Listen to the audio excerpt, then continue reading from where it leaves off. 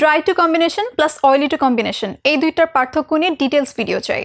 আমরা অনেকেই skin type বোঝার ক্ষেত্রে সমস্যা ফেস করে থাকি। এর মধ্যে কম্বিনেশন স্কিন নিয়ে আছে নানান রকমের কনফিউশন। মূলত কম্বিনেশন স্কিন মানে হলো মুখের কিছু অংশ বিশেষ করে টি জোন তেলতেলে থাকে আর কিছু অংশ শুষ্ক থাকে। এই কম্বিনেশন স্কিন আবার দুই ধরনের হতে পারে, একটা হলো ড্রাই টু কম্বিনেশন আর একটা হলো অয়েলি টু কম্বিনেশন।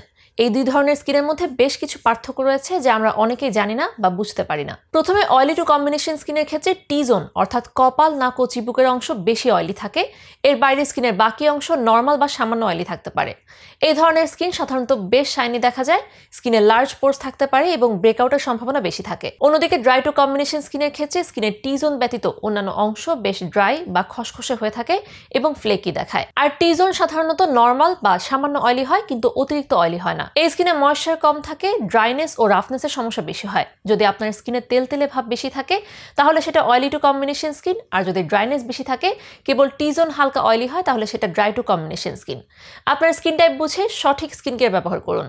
এছাড়া আপনার স্কিনে যে কোনো সমস্যার সমাধানে বিস্তারিত জানতে যোগাযোগ করতে পারেন চয়েস লেগেসির ফেসবুক পেজ বা হোয়াটসঅ্যাপ নম্বরে। আমাদের স্পেশাল সাপোর্ট টিম সার্বক্ষণিক থাকছে আপনার সহযোগিতায়।